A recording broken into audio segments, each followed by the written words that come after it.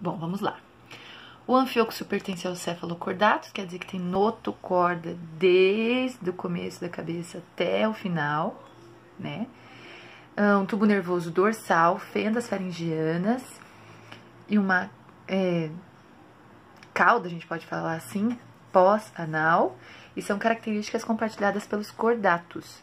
Então, ele é do filo cordato, subfilo cefalocordato, e ele é um dos mais próximos dos vertebrados, né, junto com os urocordatos. Que são esses exemplos aqui, ó.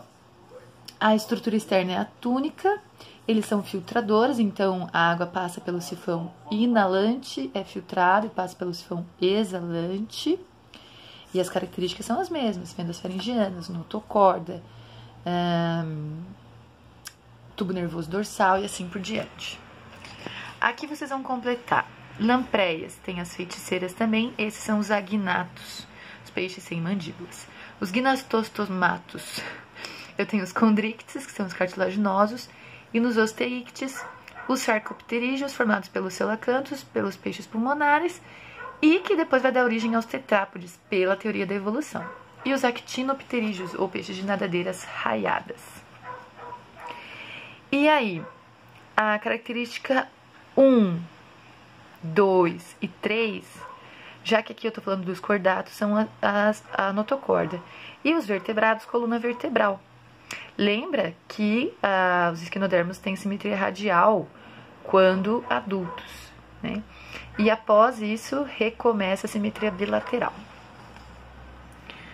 A metameria permite ao animal segmentado regenerar-se? Não. Depois dos nematomintos, a gente só tem reprodução, a gente só tem reprodução sexuada. As vértebras dos cordatos são originalmente metâmeros presentes no corpo do embrião? Sim. São segmentos que vão proteger o tubo nervoso. E está presente nos filos Annelida, artrópode e cordata. Lembra dos metâmeros? E daí cabeça, tórax e abdômen? E aí os cordatos, enfim. Então, as sinapomorfias, ou seja, as características compartilhadas, né?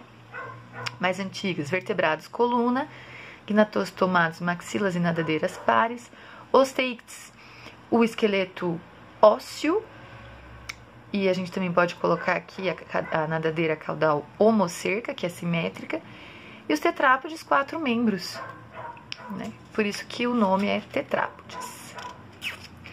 E aí aqui a gente também já falou na videoaula sobre os peixes. Aí, quais são os representantes dos peixes agnatos? São feiticeiras e as lampreias, né? Eles são carnívoros, eles sugam o nutriente da presa. Os peixes gnastostomatos. E como que a maxila influenciou? Ora, você tem maior variedade de alimento agora. Você pode, né, engolir, mastigar ainda não tem bem uma mastigação. Mas você pode ingerir alimentos mais complexos.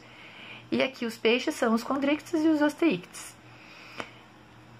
As nadadeiras, em relação aos peixes ósseos, vocês têm os actinopterígeos, que tem as nadadeiras raiadas, ou as nadadeiras lobadas com os sarcopterígeos, que a partir daqui, pela evolução, é indício, né, que formaram os tetrápodes, os anfíbios, e a partir dali os répteis, aves e mamíferos.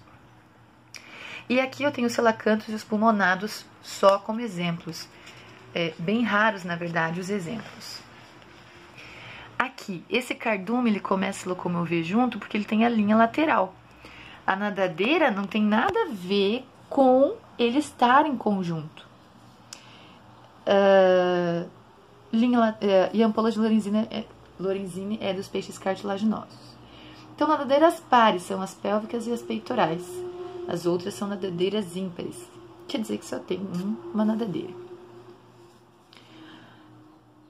Dos tubarões, escamas são homólogos aos dentes. Sim, eles são repostos, né? E a característica das escamas placoides tem toda a estrutura cartilaginosa e de revestimento semelhante à dos dentes. Possui bexiga natatória? Não, quem possui são os peixes ósseos. São animais sensíveis, capazes de detectar campos elétricos. Sim, a ampola de Lorenzini faz isso. E sempre de grande porte, sempre e nunca em biologia, é muito complicado falar. Então, apenas a 1 e 3 estão certas. Sobre os peixes ósseos. Possui um coração com 2 cavidades, até aqui tá certo. Por onde circula sangue venoso e arterial, porque a mistura é de cor vermelha, bastante intensa. Vermelha. Não vai mudar por causa da cor. A bexiga natatória compreende um grande saco de paredes finas, preenchido por gases que permitem o ajuste do peso em relação à profundidade. Ampola de Lorenzini em peixe cartilaginoso, escama placoide em peixe cartilaginoso. Aqui, ó, ela tem 5 arraias, 3 cações, 1 tubarão-lanterna. Então, eles têm 9 cartilaginosos. Esse aqui é mamífero. E o cavalo marinho é um peixe, sim. 4, 5, 6, 7, 8, 9, 10. 9 peixes condrictes e 10 peixes osteictes. Ok? Aí vamos para frente, para os anfíbios. Lembrando que aposematismo são cores fortes que fazem com que o possível predador tenha medo, né? Esses animais, eles assim se sugerem com essa cor que eles são perigosos, porque cores fortes são usadas em animais que são venenosos ou que estão enganando que são venenosos, né? Exemplo da coral falsa e da coral verdadeira. A coral verdadeira é aposemática e a falsa aproveita e faz um mimetismo, quer dizer que ela pega a ideia da coral verdadeira e repete. Do Enem tá falando sobre os anfíbios. Anfíbio tem o quê? Cobertura corporal fina e permeável, por isso que ele ainda é dependente da água, tá? Posteriores e membros anteriores desenvolvidos, não. Regulação térmica por endotermia, não, são ectotérmicos. Respiração pulmonar nos adultos, sim, só que em relação a ambientes úmidos não é por causa da respiração. E reprodução por viviparidade, não, eles são ovíparos. Então, vamos lá. Os répteis são considerados um grupo monofilético? Não, olha lá, ó. Porque eles não são de um ancestral comum único, né? Então, não pode. A endotermia é uma característica independente. Como que a gente vê isso? As aves, os mamíferos estão em extremos e eles são endotérmicos. A sinapomorfia de todos é que eles apresentam o ovo com amínio, com líquido amniótico.